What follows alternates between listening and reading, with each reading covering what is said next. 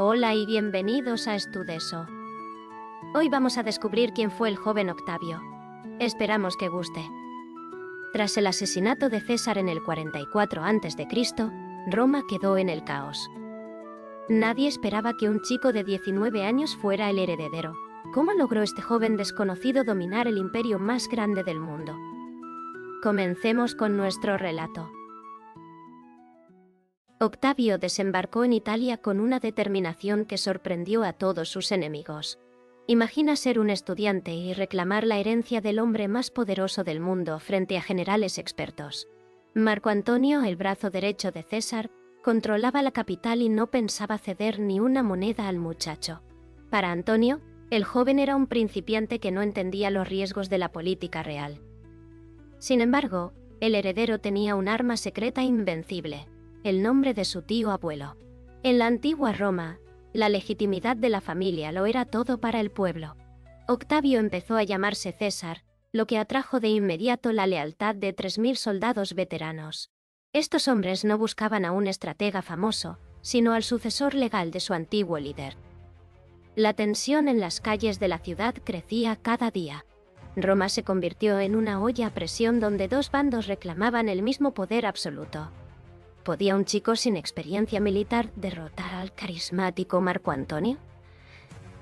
La guerra civil era una realidad inevitable que estaba a punto de estallar.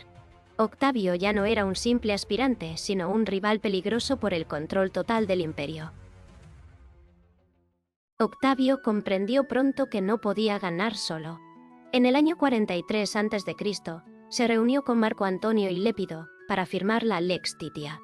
Así nació el segundo triunvirato, una alianza legal que les otorgaba poder absoluto. Se repartieron el mundo como un pastel.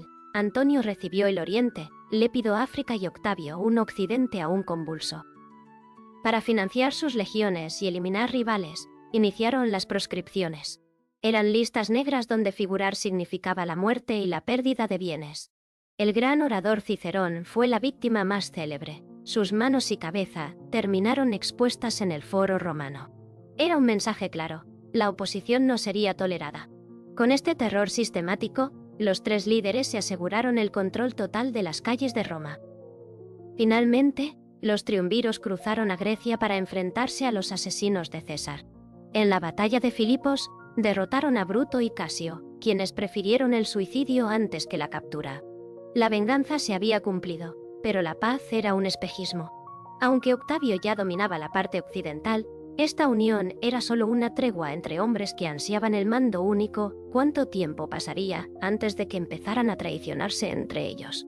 El camino hacia ese gran imperio definitivo acababa de empezar. La paz se rompió cuando Marco Antonio se instaló en Egipto con la reina Cleopatra. Octavio convenció al pueblo de que su rival ya no era un romano fiel. Lo presentó como un hombre hechizado por una extranjera que quería someter a Roma.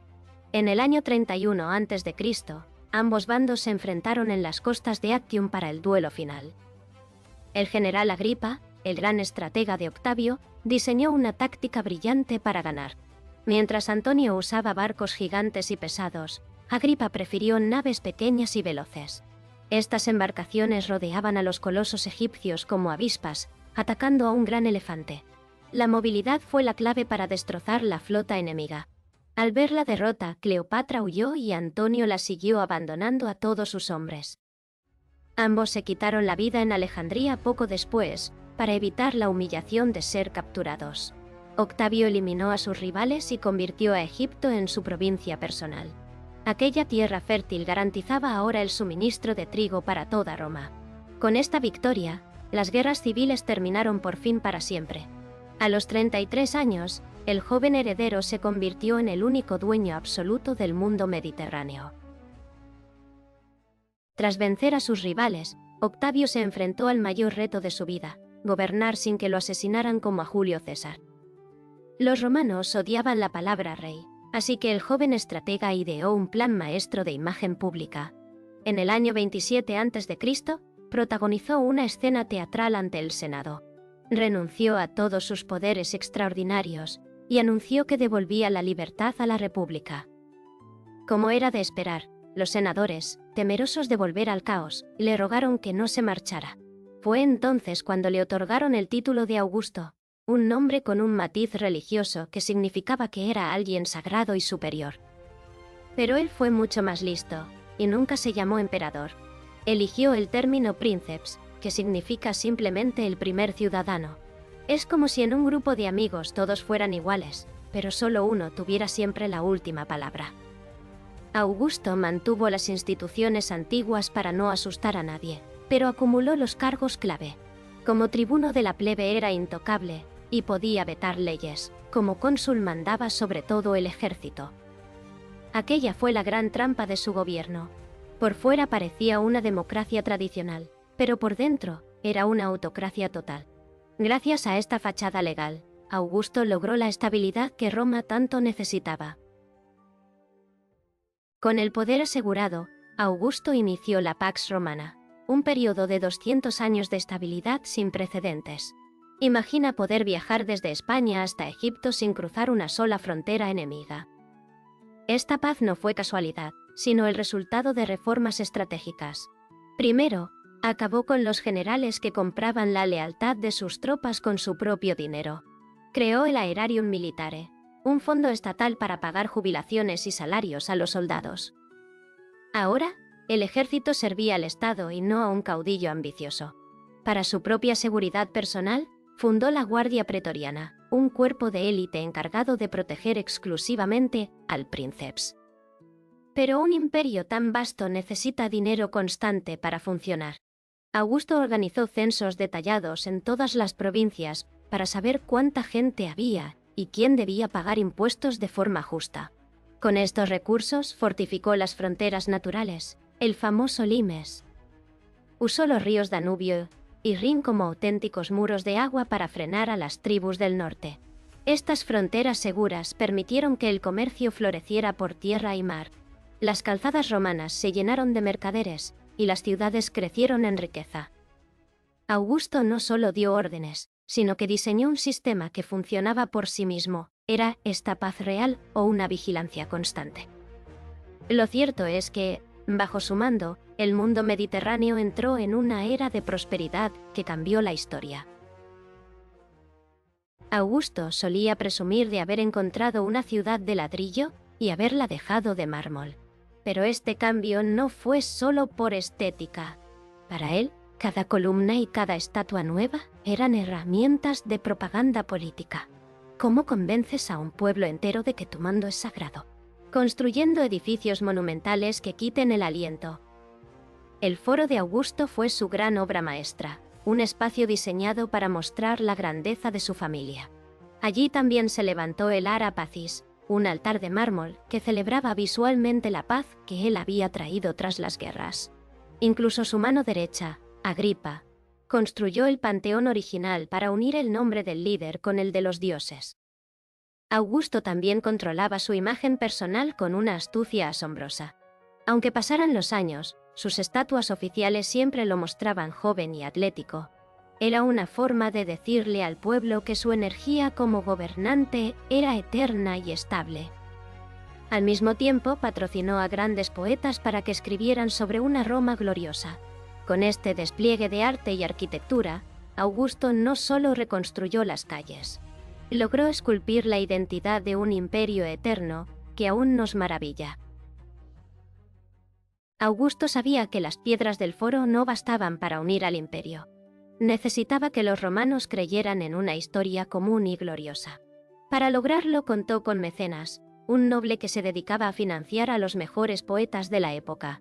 Gracias a su apoyo, la literatura se convirtió en el alma de la propaganda imperial. Esto nos lleva a preguntarnos, ¿cómo convences a un pueblo de que su líder es el elegido por el destino? Virgilio lo hizo escribiendo la Eneida. En este poema épico, conectó los orígenes de Roma con los dioses. Presentó a Augusto como el gran heredero de los antiguos héroes. Era como crear una saga de cine donde el protagonista es el actual gobernante. Por otro lado, Horacio escribía versos que elogiaban las virtudes y la vida sencilla. Sin embargo, esta libertad creativa tenía límites muy estrictos. El poeta Ovidio descubrió que no se podía bromear con la moral del princeps. Por escribir versos que desafiaban las normas sociales, Augusto lo desterró para siempre. Lo envió a una ciudad lejana a orillas del Mar Negro. Esta edad de oro fue brillante, pero también recordó algo muy importante. La pluma debía servir siempre al poder del primer ciudadano romano. En el año 14, Augusto murió dejando un imperio totalmente transformado. Su mayor éxito fue resolver el problema de quién mandaría después de él. Al elegir a su hijastro Tiberio, estableció un modelo de sucesión que mantuvo la estabilidad por mucho tiempo. Roma ya no dependía solo del carisma de un líder, sino de un Estado organizado con funcionarios profesionales. Tras su fallecimiento, el Senado lo elevó a la categoría de Dios. Este culto imperial no era solo una cuestión religiosa. Funcionaba como un pegamento político para unir a pueblos muy diferentes bajo una misma figura sagrada. Desde Hispania hasta Egipto, todos los ciudadanos compartían ahora una lealtad común hacia la imagen del emperador. El legado de Augusto es la base de nuestra civilización actual. Su modelo de gobierno influyó directamente en el derecho romano y en la estructura política de Occidente. Él no solo cambió el ladrillo por el mármol en las calles de la capital, diseñó la maquinaria de un Estado que logró sobrevivir durante 500 años más. Augusto pasó de ser simplemente un joven heredero en peligro a convertirse en el arquitecto del mundo que conocemos. Con su último aliento terminó la vida del hombre, pero nació la leyenda eterna del Imperio Romano. Roma ya nunca volvería a ser exactamente la misma. Augusto transformó el caos de las guerras civiles en una era de gran estabilidad y arte. Su capacidad para unir la tradición con el poder absoluto cambió el destino de Occidente para siempre. Esperamos que esta explicación paso a paso te ayude en tus estudios o a saciar tu curiosidad histórica. No olvides suscribirte para seguir descubriendo el pasado de forma visual y sencilla. Muchas gracias por acompañarnos en este viaje por la historia. Nos vemos en el próximo vídeo.